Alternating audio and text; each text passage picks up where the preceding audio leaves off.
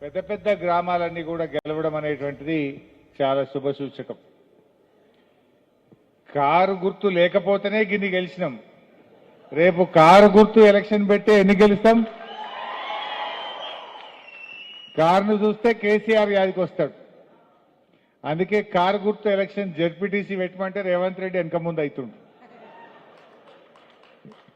MPTC ZPTC పెట్టలేడు, భయం పట్టుకున్నది. ఆడ కారు కనబడితే జనం గుద్దుడు గుత్తాడేమో అని భయం పట్టుకున్నది. పెద్ద పెద్ద మాటలు మాట్లాడిండు. ఇక బీఆర్ఎస్ లేదు, బీఆర్ఎస్ని ఇక మొలకెత్తనియా, బీఆర్ఎస్ అయిపోయింది అన్నాడు. బిడ్డ నువ్వు మొలకెత్తనియా అంటే 4000 సర్పంచులు మొలకెత్తిరు. ఒక్కరు కాదు, ఇద్దరు కాదు, 4000 గెలిచినాం.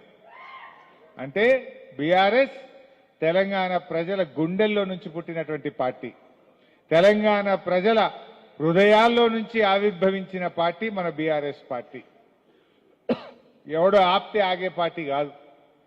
నువ్వు అర్రాజ్ పాట మాట్లాడి దొంగ మాటలు చెప్పి గవర్నమెంట్లకు వచ్చినావు. 4000 రూపాయలు పెన్షన్ అన్నాడు, వచ్చింది అవ్వతాతలకు? ఆసరా పెన్షన్ 4000 రాలే. మహిళలకు 2500 అన్నాడు, వచ్చిందా? తులం బంగారం రాలేదు, కానీ పోయినాయి కొన్ని. ఏం పోయినాయి? కేసీఆర్ కిట్టు పోయింది, బతుకమ్మ చీర పోయింది, గొర్రెల పంపిణీ పథకం బంద్ అయిపోయింది, దళిత బంధు పోయింది, బీసీ బంధు పోయింది, మైనార్టీ బంధు పోయింది, చేపల పంపిణీ పోయింది, ఉన్న పథకాలు బంద్ అయిపోయినాయి. మొన్న కేసీఆర్ గారు పెట్టిన మైనార్టీ గురుకులం మన జైరాబాద్లో, కేసీఆర్ గారు అల్గోల్లో కట్టించిన మైనార్టీ గురుకులంలో 19 మంది డాక్టర్లు అయింది. एक ही साल में अपने माइनॉरिटी गुरुकुला स्कूल से एक ही साल, यही साल में 19 बच्चों को एमबीबीएस सीट मिला। केसीआर साहब क्या करा बोले तो एक ऑटो ड्राइवर वाले का बेटी को डॉक्टर सीट मिला। तरकारी बेचने वाला बंडी पे जहीराबाद में तरकारी बेचने वाला का बेटी आज डॉक्टर बन रहा। एक किसान का बेटी आज डॉक्टर बन रहा। 19 बच्चे बच्ची आज एमबीबीएस सीट मिला बोले तो केसीआर साहब का काम, नाम उनके दिलों में रहता है। ये आप समझने का जरूरत है. అట్లా ఎస్సీ గురుకులాలు ఎందరైనరు, బీసీ గురుకులాలు ఎందరైనరు, మైనార్టీ గురుకులాలు ఎందరైనరు. రేవంత్ రెడ్డి వచ్చినాక అన్నం చక్కగా పెట్టలేడు. ఆ గురుకుల పిల్లలకు అన్నం సరిగా పెట్టక రోజు దవాఖానలో పడుతున్నారు పిల్లలు. పురుగులన్నం మాకొద్దని రోడ్లు ఎక్కుతున్నారు పిల్లలు. పాము కాటుతో, తేలు కాటుతో, కరెంటు షాకుతో ఇవాళ పిల్లలు పాపం దవాఖానల పాలవుతున్నారు, ప్రాణాలు పోతున్నటువంటి పరిస్థితి ఏర్పడ్డది. అరే మన సంగమేశ్వర బంధు పెట్టిండు.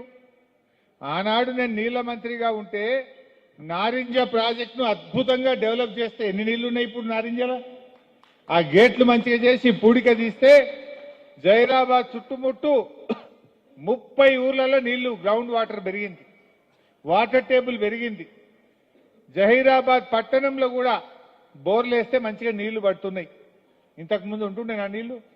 నారింజ చేసినాక ఇటు 20-30 ఊర్లలో బాయిలలో నీళ్లు, బోర్లలో నీళ్లు. మన జైరాబాద్ పట్టణంలో కూడా బ్రహ్మాండంగా గ్రౌండ్ వాటర్ పెరిగింది. ఆనాడు మిషన్ కాకతీయలో చెరువులు బాగా చేసినాం. ఎన్ని చెక్ డ్యాములు కట్టించినా ఆనాడు జైరాబాద్లో చెరువులు తక్కువన్నాయని నేను నీళ్ల మంత్రిగా 200-300 చెక్ డ్యాములు ఈ జైరాబాద్కు శాంక్షన్ చేయడం జరిగింది. ఇలా చెక్ డ్యాములు కట్టడం వల్ల ఊర్లో పొన్న బాయిలల్లో, బోర్లలో నీటి ఊట పెరిగింది. అన్ని చెక్ డ్యాములు కట్టినాం ఆ రోజు. అదేవిధంగా ఎన్నో మంచి కార్యక్రమాలు జరిగినాయి. ఇవాళ సంగమేశ్వర, కాళేశ్వరం నీళ్లు జైరాబాద్కు దేవాలని ఆ సంగమేశ్వరుడి పేరిట మనం సంగమేశ్వర బసవేశ్వర ప్రాజెక్టును ప్రారంభించినాం. పనులు స్టార్ట్ అయినాయి. కాంగ్రెస్ వచ్చింది, బసవేశ్వర ప్రాజెక్టు ఆగిపోయింది, సంగమేశ్వర ప్రాజెక్టు ఆగిపోయింది. 2 ప్రాజెక్టులు కూడా ఆగిపోయినాయి. నేను అడుగుతున్న ఈ జిల్లా మంత్రి గారిని, ఈ జిల్లా కాంగ్రెస్ నాయకులను, ఎందుకు సంగమేశ్వర బసవేశ్వర ఆగిపోయింది? ఎందుకు మీరు రేవంత్ రెడ్డిని ప్రశ్నిస్తలేరు?